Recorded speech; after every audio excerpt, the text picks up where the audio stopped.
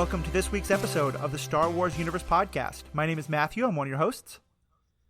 And I am Jeff Randall, the other host. What Jeff's talking about is at the moment we're kind of running on two different streams here on the Star Wars Universe Podcast. Jeff and I are going to be meeting every other week to right now talk about The Mandalorian, and then after that we might dive into some of the movies or one of the other TV shows. And at the same time, I'm also recording with Riki and Sarah Hayashi on the Clone Wars. And so the episodes of them will be come out one each week and kind of go back and forth. But today, Jeff and I are talking about The Mandalorian season 1, episode 2, The Child. The Child. Yeah. How you doing today, Jeff? How you feeling about this episode? Man, I'm I'm excited to continue this discussion about The Mandalorian because every single week that the show was coming out, I was glued to Disney Plus. I was like, I gotta get home. It's Friday. It's Mando Day. We gotta go. Let's get out of here. Let's get on home. Yeah, I definitely feel that. I try to mostly, and I know you and Matt talk about this on the MCU cast. I'm definitely a binger, so I will often wait till a whole show is out and then just binge it all in a day. This one I couldn't do that. I saw it go live the day it came out, and then I just had to like every week, the moment it went online, find it and watch it. Yeah. And they spoiled us in the first week because it was, it came out on Tuesday or something. Yeah, then we got another one like 3 days later. Yeah, we got something like 3 days later that was, it was on a Friday, and then they settled into the Friday. So it felt like between 2 and 3 was just the longest stretch, and we were like, come on. It really was. And then the worst one was between the episodes 7 and 8, but we'll talk about that later. Yeah, we'll get to that. All right, so let's dive right in. Let's start with first of all, just for a quick for anyone who is following along the show with us. Means you're watching kind of slowly, so I hope you're just listening to this at a later point in time. But do you have a pulse? Yeah. Well, maybe someone's waiting for all of our episodes to come out, and then they're gonna binge watch the show. But I would just say that's the right way to go. Today we will have full spoilers for this episode itself, episode 2, as well as pretty much most of the other Star Wars properties.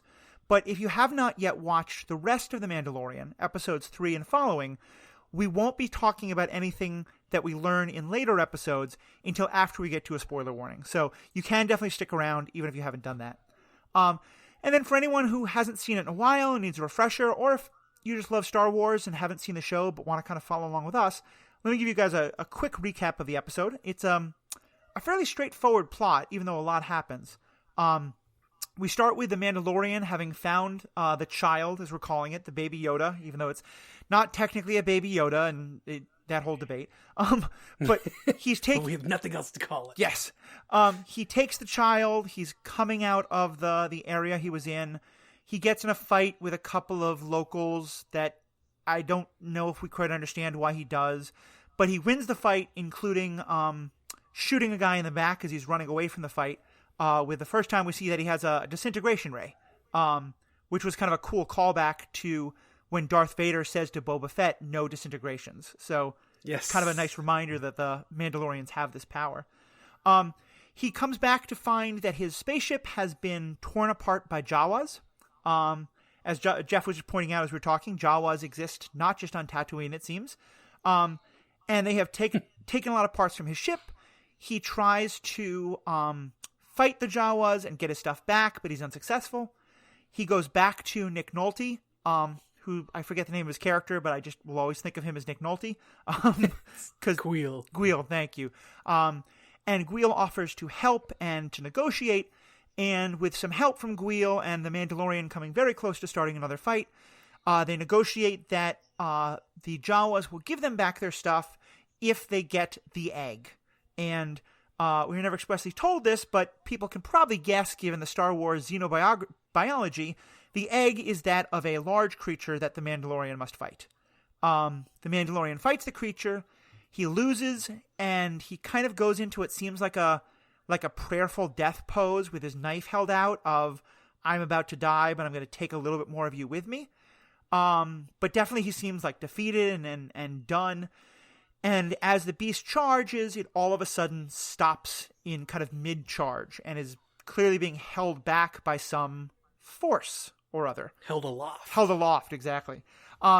And we see that it is the child who's making this happen, and the Mandalorian is able to stab the creature, kill it, rescue the egg, or take the egg, give it to the Jawas, who open it up to eat a delicious snack that seems to be inside it. And then the Mandalorian and the child fly off into space to have their next adventure. So what's kind of your overall take on this episode? It's kind of shocking to see Jawas somewhere else. Yep. Like at first, not being, as deeply rooted in the mythos, I was like, oh yeah, Jawas, because it's desert, whatever, and then like it took a few minutes. I was like, wait a minute, this is a different planet. Yeah. And was kind of thrown back by that, but I was immediately, put right back into it by our hero being a badass. Yep. But then this is also, they seem to do this in this series so far. Both episodes so far, they open it with him being a badass, and then he kind of gets put into this like situation he has absolutely no control over, and gets kind of trounced a little bit, right? And gets put on his ass, and then gets some assistance from Queel, and then like gotta turn to Nick Nolte, gotta level up, and then I can go do the thing, or I go a different way about it, because it seems like Queel is the guy that's teaching him like you don't always just have to run in and shoot something. Yeah, it's funny. I really like this episode. It feels kind of like filler to me, but very good filler, although we do learn some good things.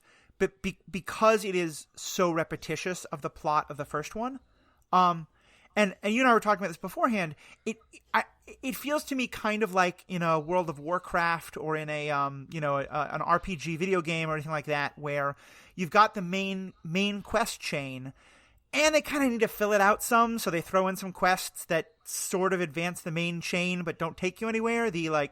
You need to give the apple to somebody, but to get the apple, you have to get the banana, and to get the banana, you have to give somebody the orange, that kind of thing. I haven't played World of Warcraft in a while, but I remember a lot of those quests.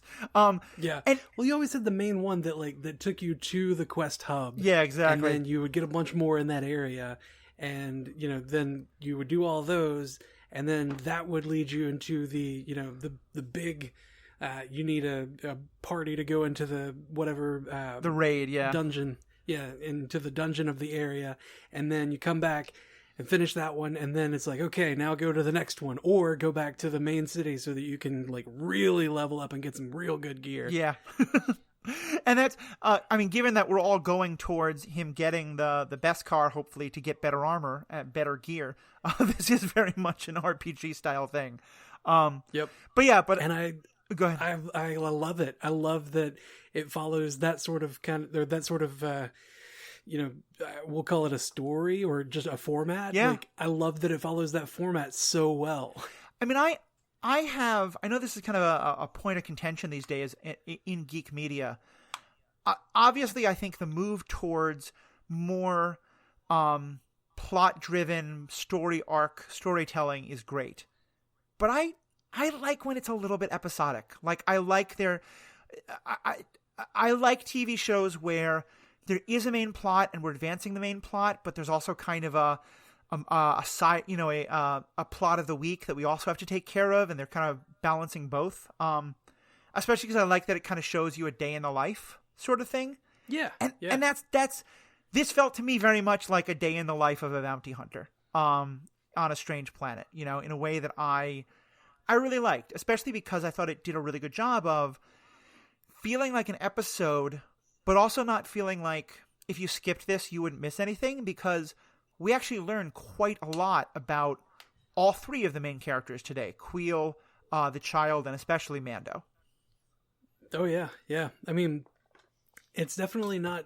Like, none of the episodes I would consider skippable. Yeah. Just thinking back on it. I'd agree with that. But not all of them necessarily drive the major main plot. Like, especially episode 4, if I recall correctly. Episode 4 doesn't really drive the main plot, very much, but you learn so much about the characters that you just absolutely cannot give it up. Yeah. So, and this, this one does roughly the same thing. Yeah. And in the very beginning, you were saying that he got ambushed by locals. Those guys, those Trandoshan warriors, as I'm reading, were not actually. They're not locals. Those were other bounty hunters. They had the fobs on them.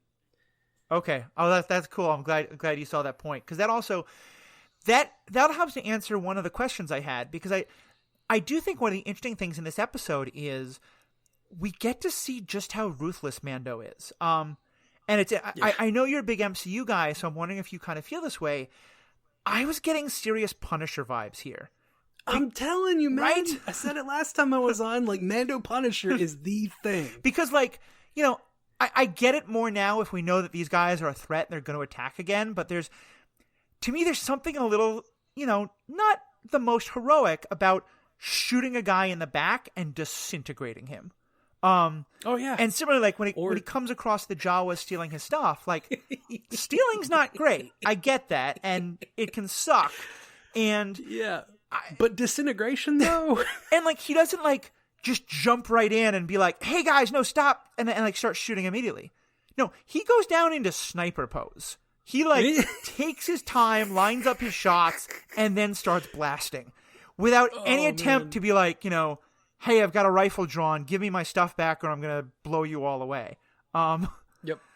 Yep. He just lays into him. And I don't know. That's one of the things that I just absolutely love about The Mandalorian. Like, he takes no prisoners, you screwed with him. And you messed him up real bad by disassembling his ship. Yeah. To the point of like not being able to use it. I would be pissed too. and I think I like it because it tells me that the Mandalorian is fundamentally a good guy. We saw that just in the fact that he's rescuing the baby and that he's developing a bond. But he's also, I think, not a hero in the and certainly not in the Star Wars way. Han Solo was presented to us as the kind of original anti-hero, but he's such a cuddly teddy. I mean, I have friends who describe him as the grumpiest Hufflepuff you'll ever meet. Because he is. He always goes back for his friends. And, he shoots first. I will forever believe that he shoots first and Lucas can go suck it. But, even there, he's clearly in mortal danger. I don't think that's even, that dark an act. But the fact that Lucas changed that really tells you, the original Star Wars wasn't really comfortable with the idea of people not being lawful good heroes. And I don't think there's any doubt that the Mandalorian would shoot first. I feel like there's an extent to which this character is kind of a what? We're in the Star Wars universe, but we're not telling a traditional Star Wars story. And I really like that. Yeah. Yeah.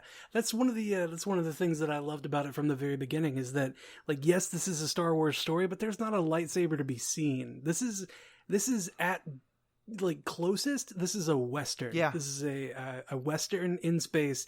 It's actually closer to Firefly. Yeah, I'd agree with that. And go ahead. He's our Mal. And I think actually Mal is probably a little more cuddly than this guy. Yeah. I think we're going to see if that continues in the rest of the show, but I think you're definitely right there.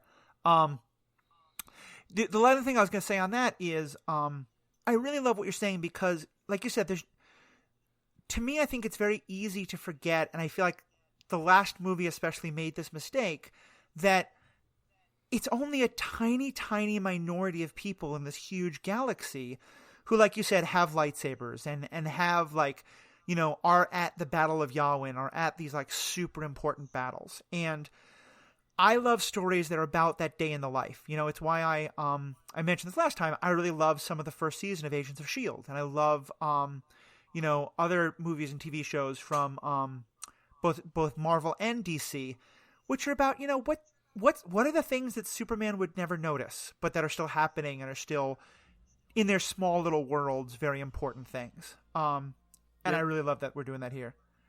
Yep. A couple questions came up for me as I was watching, and I'm wondering if you remember or you've read or have an answer. Do we know who was holding the child before the Mando came along, because I feel like we kind of feel like the Mandalorian rescued the child, but watching it again, I'm realizing like he is sent to steal the child from the people who have it, and I don't know if we have any indication that they're not like treating it well.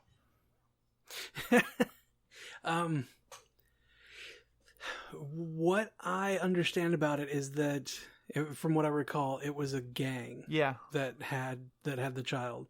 Now, not to say that they were treating him poorly because they were a gang, but Gweel did say that them coming here has brought a lot of strife to my valley, a lot of conflict to my valley. So, thank you for taking care of them and bringing peace to my valley. Right.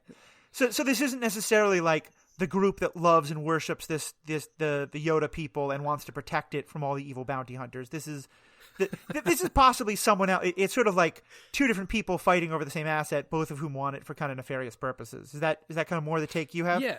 Okay. Yeah, that's kind of what I felt about it. And the same thing happened with the guys that he was ambushed by. Right. In the beginning of this episode, they had the fobs. Yeah. So they were coming to take the job, but I guess they felt that it was easier to take him out and get the kid than to take out the entrenched base. Yeah, that certainly it's an easy way to do it. Wait till someone else does all the dirty work and then messenger. Gank him. Yeah, yeah. And then that didn't happen. They got disintegrated. Yeah, boom. And I ask it especially because one of the things I think is interesting is how quickly Baby Yoda or the child imprints upon Mando. I mean, it is very clear by the end of this episode that Yoda, I need to stop calling him that the child, feels a strong affection towards Mando and kind of is, takes care of him. He tries to heal him early in the episode, which I guess Force users now have healing powers, which I didn't know, but they also say in the 9th movie, so I guess it's canon now. Yeah. Well, he actually didn't show that until the 7th episode. No, you actually see him. He tries. He gets close, and he keeps putting him back. Okay, that's right. No, get back in your cradle. He's certainly trying, and again, let's be careful of spoilers. But you're right. I kind of may have done that myself as well. But yeah, no, that's a good point. But it's interesting to think of like what was happening with Baby Yoda before, and there's obviously so many mysteries to have with this. My other question is, how in the world are they controlling that cart?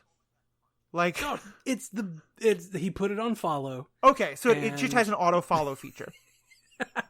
I mean, it was weird that it auto followed Mando, but then later Mando moved his hand in a particular way, and the space cradle shifted to the side so that the mudhorn wouldn't get him. There wasn't anything that there were no defined rules that I saw from the beginning that I was like, okay, this follows those rules. Yeah. And I don't think they really care to describe what the rules of the cradle are. And that's very Star Wars. Like, there's a lot of, we never actually get the science of, we do in like the extreme books and the role playing game and stuff, but we never get like the science of a lot of the stuff that happens. And when they do try to give us the science, often it's not that great. So I'm okay with that. That's when we come down to midichlorians. Yeah, oh God. Let's see, other things that I picked up on, and then I'll kind of hear from some of your favorites. But I think we also learned that the Mandalorian is a very bad negotiator. Yeah. Oh God, he's so I love that about him. I love that he's got a thing. He's got this one thing that he's good at, but everything else he's just kind of like meh. Yeah. And it shows that he's not the perfect hero where he can just do anything and he's so great at all the things. Yeah. He's got flaws, and negotiation is one of those flaws. Well, and I think you're right. And I think it tells us a lot about not just the flaws of him personally, but like an interesting, I think, kind of critique of Mandalorian culture. And maybe we'll learn more that not everyone's like him, but he says at one point he can't put his gun down because his gun is his religion. Weapons are my religion is what he says in this one. Like, I think the first time I saw that, I kind of didn't pay much attention. It just sounded a little bit badass. But watching it again, I'm like, what a dumb religion. And I'm sure that we're going to learn more about it and it's going to make more sense in some ways. But I can't help thinking about the people in our own culture who are super gun obsessed in problematic ways. But even putting aside that, like, I think one of the best ways I can describe the Mandalorian is he is the hammer who sees everything as a nail. Like, he is very well trained in violence, and apparently violence and weaponry is a part of his religion.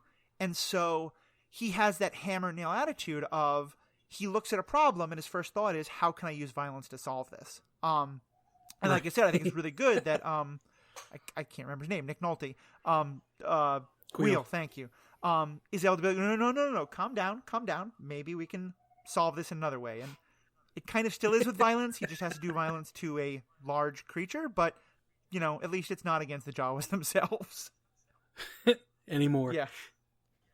I love that he wasn't apologetic about that either. He, like, in the negotiation, he's like, they're probably mad because I disintegrated several of them. Yeah. It's like, okay, dude, like, we get it. Like, you were mad and you had the means to, like, really screw them up, like, bad, but can we, like, you're trying to get your stuff back. Yeah. Like, calm down. Yeah. So I thought that's kind of like a really interesting sort of viewpoint into where he's coming from. And then I also just, maybe that stuff inside is like the absolute caviar of the Jawa palate, but giving back half a spaceship of valuable equipment for like a snack seems a little strange to me. And I'm sure there's more to it, and maybe one of our listeners who has read all sorts of things about Jawa physiology can tell me why that made sense. But, or maybe it was just supposed to be like Jawa culture. Yeah, or maybe it can just be like the Jawas are kind of dumb. I don't know. But it definitely was kind of eyebrow raising of like, wait, that's what this was all about? Well, I think the major thing is that he had to go through that gauntlet. Like, the egg is a great thing, and that's fine, but I think the major thing is they wanted to put him through hell. And after putting him through hell, because they knew how much of a pain to get the egg it would be, after he went through hell, you know, that's his payment, is the payback of almost dying. Yeah. And getting his chest plate really bad messed up. Like, I don't know how that was not in everybody's way. Okay, that was ridiculous. That actually makes a lot of sense to me, especially because given that he needed, like, you know, child's magical force powers to live, they may well have thought, like, we're going to offer this deal because there's no way he survives, and so we'll just get rid of a problem and get to keep the stuff anyway. Yeah. So, yeah, I can see that. And then if he does make it back, we get an egg. Yeah. You know, we get to eat the egg. Win-win for the Jawas. So they're actually pretty smart negotiators, right? in this regard. Way better than he is. What else? Did anything else kind of jump out at you about this episode that you wanted to get into? It was weird. I thought that after all that fight and the toughness with the large horned beast that I guess is called a mudhorn. With all of that, and then like he's in his like prayerful, like, okay, here's my death. I'm about to die. Let me hold my knife up. When the child lifts the creature up and he just walks up and just pokes it with the knife and it dies. I was like, why couldn't you do that, like, around the side of it when it was hitting you before? Or why can't, while you're holding it up, you just kind of like rush back in, grab the egg and run? Right. like, a lot of things could have been done here. Yeah. I get that. And I mean, I hope that's something that gets explored more, because certainly I want to know more about that pose he goes into with the knife out. And I don't know if maybe there's kind of like is that considered like a warrior culture? I was going to say if that's considered a warrior culture cheap shot, but then Mandalorians are like assassins and snipers, and they're not about like, let's have a noble fight on the sand of the arena. Yeah. So yeah, it's interesting stuff. It's hard to say what it could have been. I couldn't see him emoting, so yeah. I don't know what his thoughts were there. It's funny too, because I have to say the actor is so good, and there's something about his posture that I do often feel like he is emoting in various ways. That I kind of sometimes forget that we don't see his face, and I have to remember. Oh no, right, that's right. We're never actually seeing his face. Yeah, it's entirely body language, and Pedro Pascal just he speaks volumes with not having to say a word, and it's crazy how much we can see through the mask. Yeah. I mean, one thing that I am so impressed by with the show, and this is just in this episode, you see it, you know, TV shows don't work unless there are strong relationships at their heart. You know, you need connection, you need commitment, you need, you know, even if it's a strong relationship between two people who hate each other, you need emotional bond of some kind to carry a TV show. And the central relationship of this show are a character who never takes his mask off and a puppet who doesn't speak. And I think it says volumes about the show that I have such a wealth and depth of feeling about the relationship between those two just from this episode. And they don't make faces at each other. They don't talk to each other. They just somehow manage to relate to each other in ways that come across. Yep. And, you know, that, you know, recalling that relationship just gets deeper as the show goes on, and you care so much more. Yeah. And more and more. And this show, sir, is real good. It really is. It really is. And I tried to tell Matt on the MCU cast that, like, this show is amazing. Like, this makes you care about two people. This makes you care about a lot of people in a lot of ways for a lot of reasons. And he's just like, meh. I'm like, yeah, get out of my face with that meh. I know on the MCU cast, that's an issue that you guys have talked about a good deal. I have sent in one very, very, very long voicemail to you all that I don't know if it's ever going to get played, trying to explain to him why I think he's wrong. But Matt has offered to come on this podcast every now and then for a 5-minute section at the end of, you know, try to convince Matt why Star Wars is good this time. So maybe we'll get him on at some point for that. Yep, that'll have to be a weekly recurring thing. Exactly. It's like the 5 minutes of Matt because with all the time that we all have. Yeah, absolutely. And we're gonna say we're just sitting around, and for those who've just found us because you're Star Wars fans and you have no idea what the heck we're all talking about. Matt Carroll is someone who also runs a podcast with Jeff. And he started you and Jeff together have started the Stranded Panda podcast network that this podcast is a part of. And I'm going to say more at the end about those and how they all tie together. Just want to say that for anyone who just Googled Star Wars, found our podcast, and is wondering what the world we're talking about. So what in the galaxy? That too. So anything else before we dive into a spoiler section? No, not for non-spoiler stuff. Okay. So, for anybody who's checking out now, thank you guys again so much for listening. Please leave a review. 5-star review especially is great because it helps us get more people to hear this podcast. But if you don't believe we're worth 5 stars and you want to tell us why, please do, and we can improve and keep getting better. We also want to interact with you guys, the fans. Information about that, as well as about all the other podcasts in the Stranded Panda Network and how you can find more of my work, more of Jeff's work, and more of the other work of our great friends is all going to be in the show notes. Please check it out. So with that, spoiler warning in 3, 2, 1. Yoda actually can heal, we later find out. Yeah. The baby tried to heal him and he turned it down. Yeah.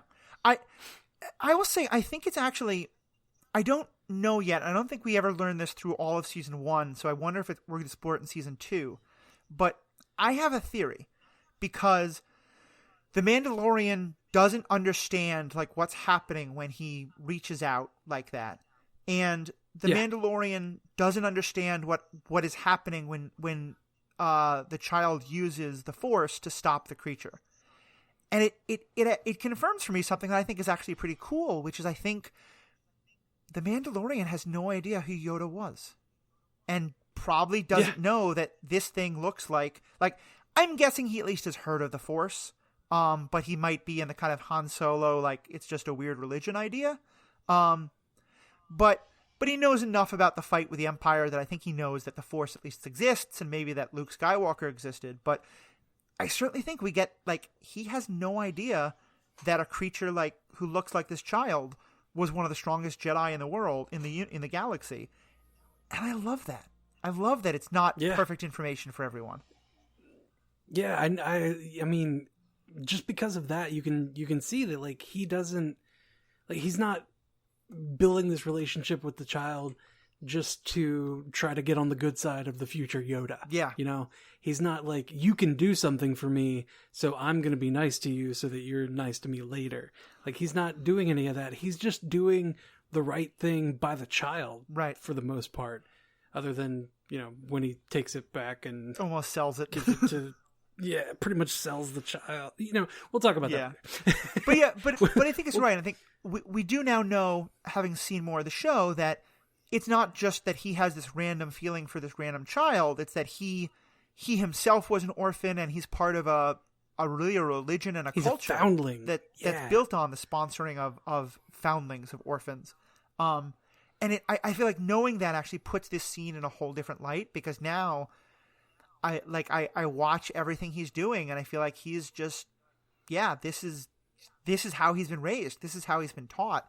And in some ways, I'm really curious to watch the next episode now, because I feel like him trying to give the child back is kind of a rejection of his religion. And I'm wondering if that's going to play out in that episode.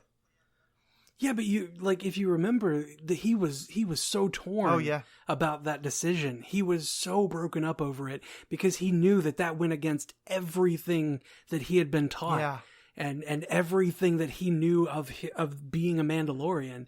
So, and not just like, honestly, like when we were first watching it, I was thinking, okay, it's just that he doesn't want bad things to happen to the kid. Right. But then later, when you learn like what happens to foundlings and how, you know, this is the way, you know, when they get found, if they're able to start learning the creed and becoming a soldier for, you know, Mandalore, so to speak, then they start training. Otherwise, they just get taken back to their people. Like, you go find that thing's people and give it back because it can't defend itself right now. Right.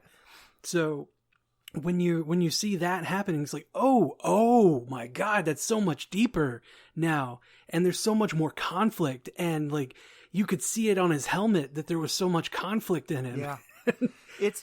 And there's so much more now. Mm-hmm. Yeah, it's really powerful. And it makes, this is the thought that I actually hadn't had until this moment, but I'm wondering if not, like, I think we know enough about the Mandalorian that he wouldn't leave the child in the hands of the Empire, even if he thought it was totally defenseless.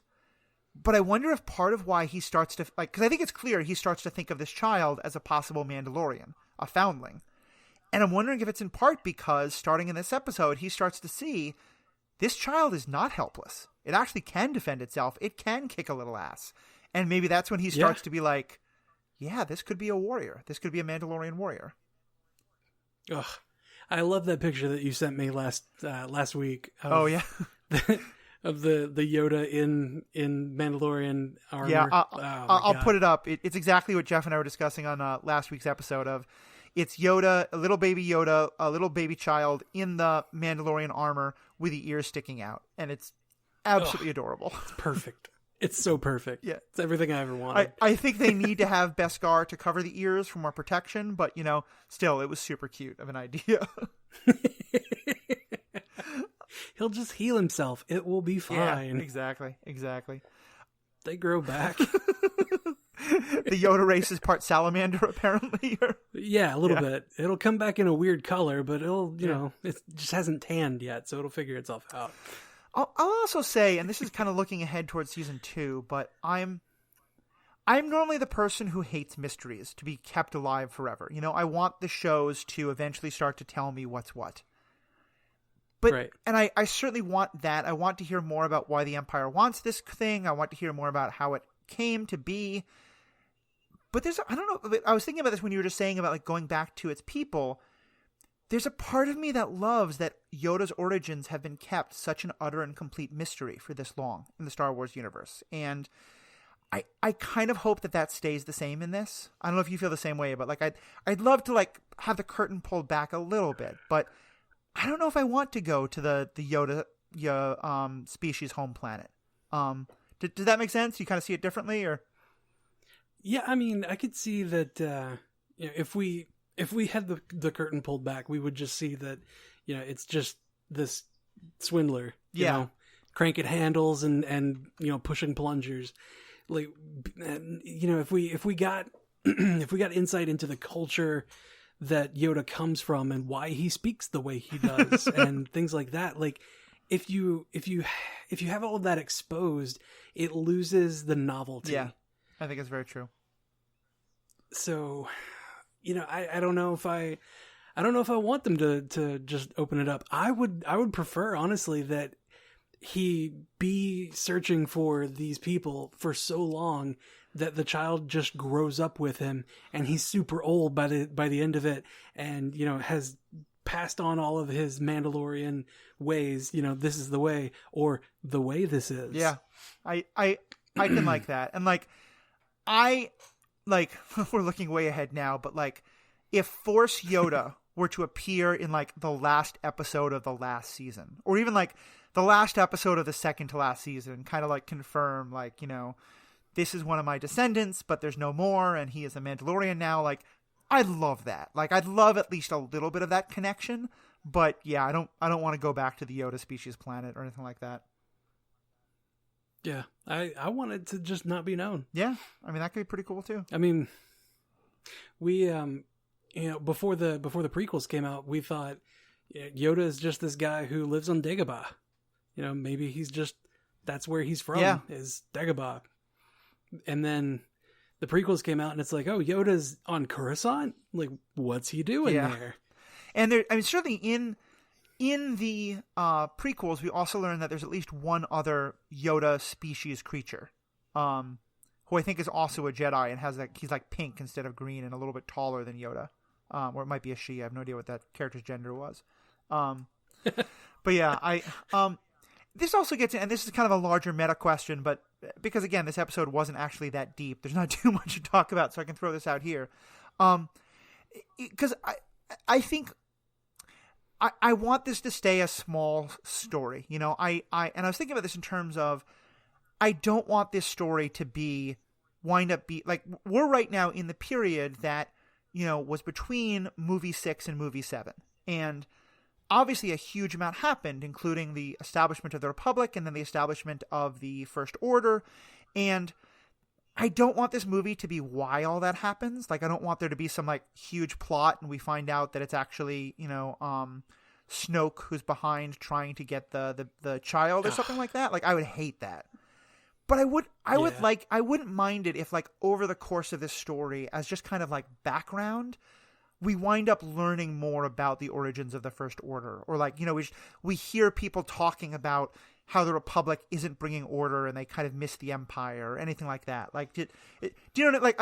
I'm wondering if you have that same kind of interest of I don't want Snoke, but I want a little bit more of that filling in the time period of how we get from the end of Jedi to the start of Force Awakens. Yeah, I mean, I remember when the Force Awakens came out and we went to the theaters, and then the First Order is a thing, and I was like, am I the only one that's how did this happen? Yeah. Because I remember at the end of 6, the Empire's done. Yeah. The Death Star got blown up, or the new Death Star got blown up, and everybody was happy that the Empire is over. And now these guys are here? It was definitely my biggest frustration with Force Awakens, because I was super excited for a movie that was, now our good guys are in control. They're in charge. They're running a republic. And there's this rebel group now that's running around trying to do terrible things. And they're trying to figure out how do you fight a group like that while maintaining democracy? That's the story I want. I wanted to see the rise of the First Order, and how does it eventually become necessary if there'd be a resistance that's not the Republic? But we never saw that. I never quite understood why. Yeah, well, I mean, we just had to completely rehash A New Hope. Yeah, which I understand, palate cleanser after the prequels. But we'll be watching each of those movies, and so we'll definitely get to that. Any other kind of last thoughts on this episode, or sort of what this episode now tells you now that you know the whole larger story?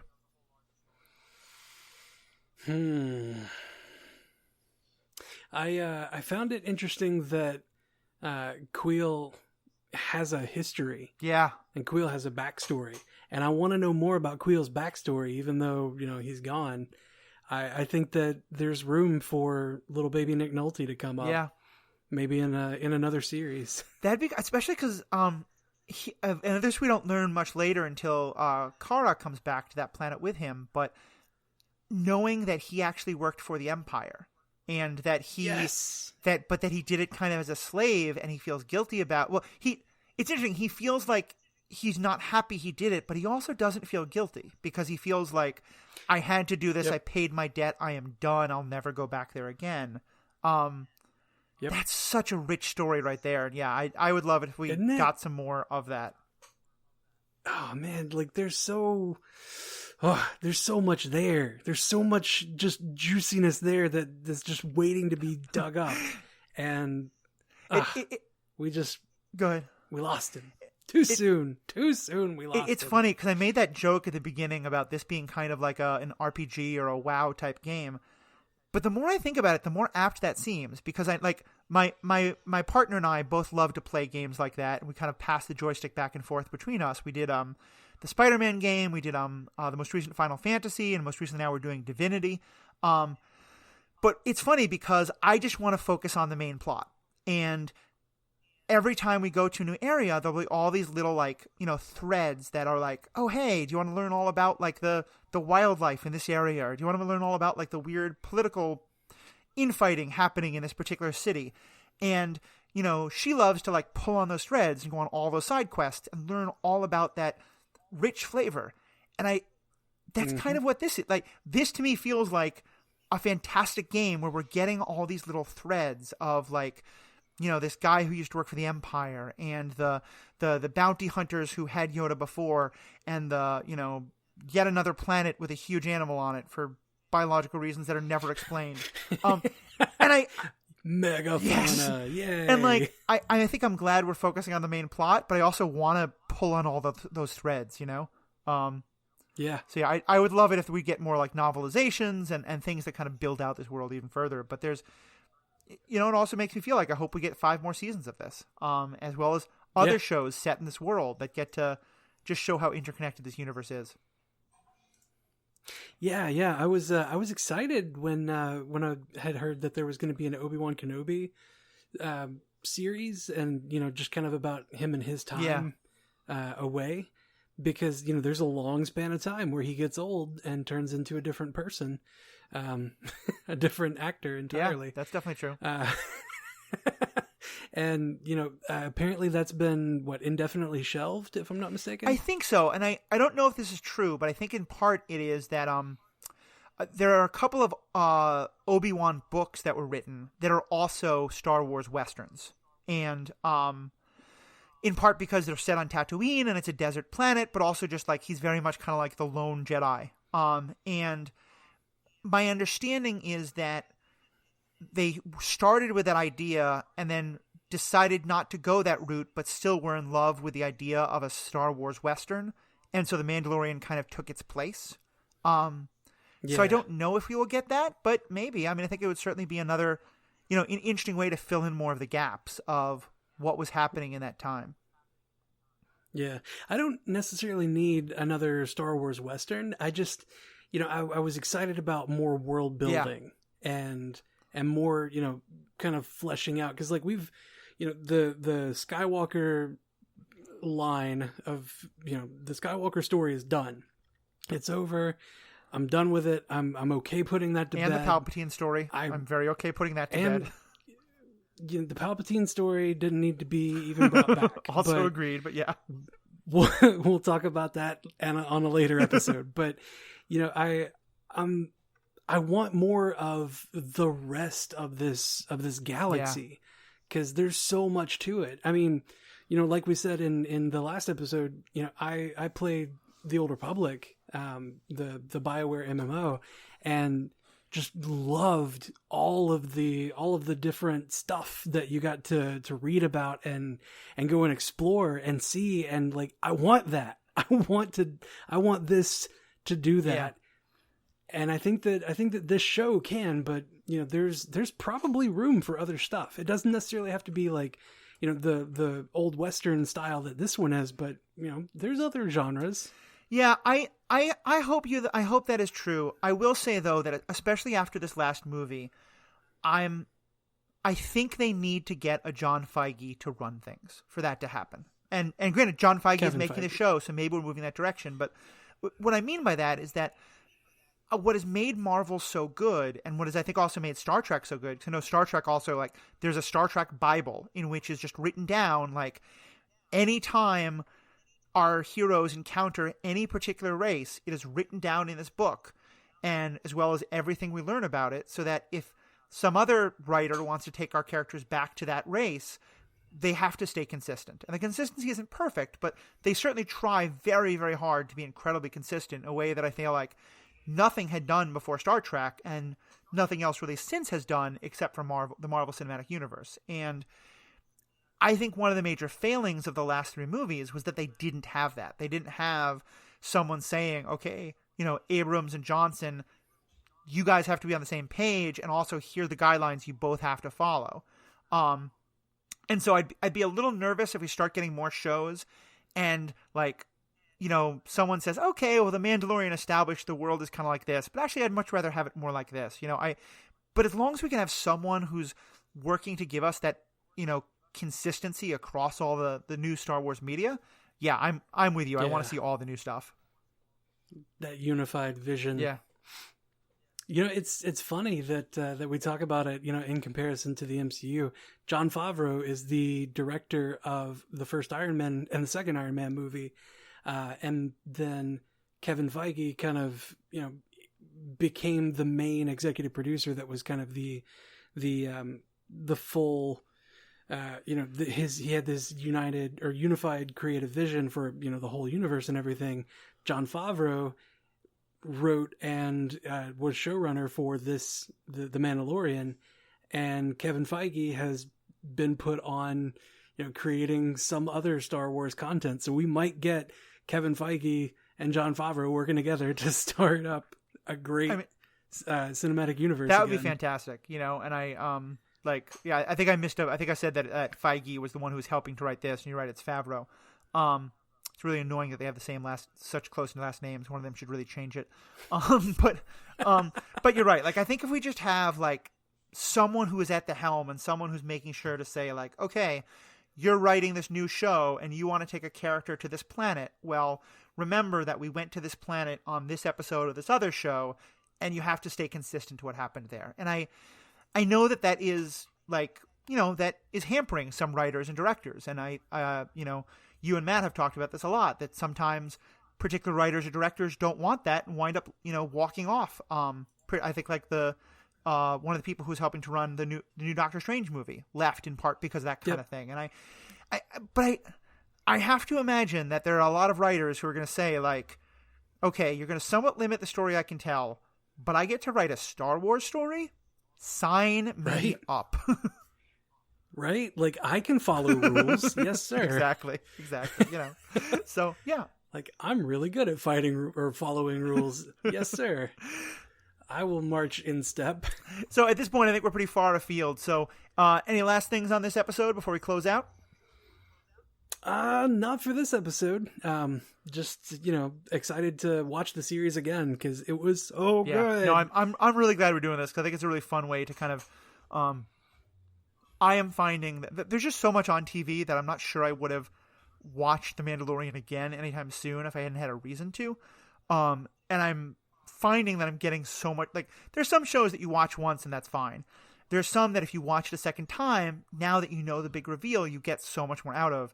And I definitely feel like I'm doing that with this show. So this is a lot of fun. Yeah, especially with talking to somebody about it. Having the other person's insight is so helpful to, kind of flesh out your own ideas. Definitely. Well, and Jeff, thank you for that, but also to all of our fans. We hope that you're getting that same feeling listening to us, but we want you in the conversation as well. If you have thoughts, if you have ideas, if you there's stuff in this episode that we missed, or things that we said that you agree with or that you think we're totally off base on, let us know. We have a Facebook page, we have a Twitter page, both under the name Star Wars Universe Podcast. As you can imagine, there's 8 million things called Star Wars Universe, so make sure you type in Star Wars Universe Podcast. We have both a Facebook page and a Facebook group because Facebook is kind of dumb. The group you have to ask to be invited to join, but I will accept anybody. If your profile pic is a swastika, no, but everyone else you're welcome in.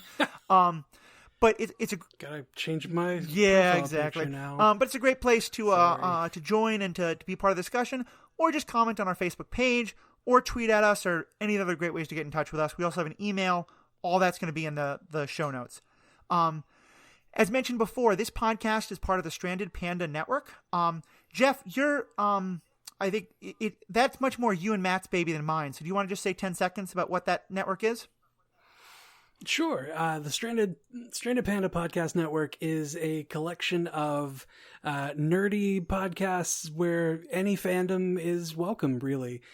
Because, as a nerd, you're often in a sea of non-nerds and you feel kind of stranded. And in typical nerd fashion, a lot of times we're not necessarily the most, physically normal people. It's part of being ostracized, or maybe it's the reason that people are ostracized, or you could look absolutely normal. Either way, you may feel like a panda, but I'm going to push back on the word normal, but yeah, sort of more conventionally attractive by certain standards. Sorry, yes. I am that's what I meant. I'm sorry. You, me, and Matt are all gentlemen of cuddliness, I think is a good way to phrase it. We are not stick figures, and the panda is an animal that well represents all of us.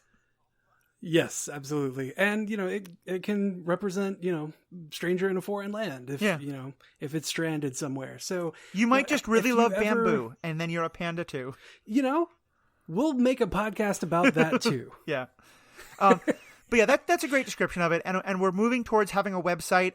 Matt just put out a really great album that I'll say more about in a second. And you should definitely check out, but I know his next big project is going to be getting the website up. So we'll soon have a website, but I would just say for anybody who, if you really enjoy this kind of conversation of two fans or multiple fans diving deep into a property, definitely check out some of the other Star Wars, some of the other Stranded Panda properties. There's my other podcasts, one of which is Superhero Ethics, which is a little bit different because it focuses specifically on ethics in geek media, but certainly was, Jeff, I've said, I was very much inspired by what you and Matt do.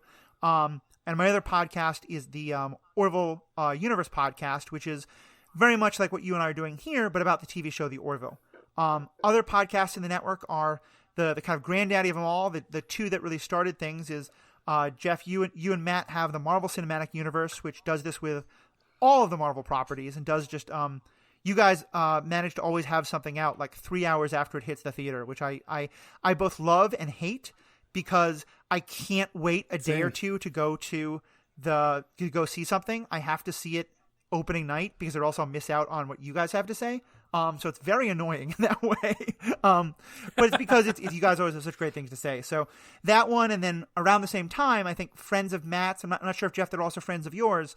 But also started the DC on Screen podcast, which is another fantastic one for all the DC properties.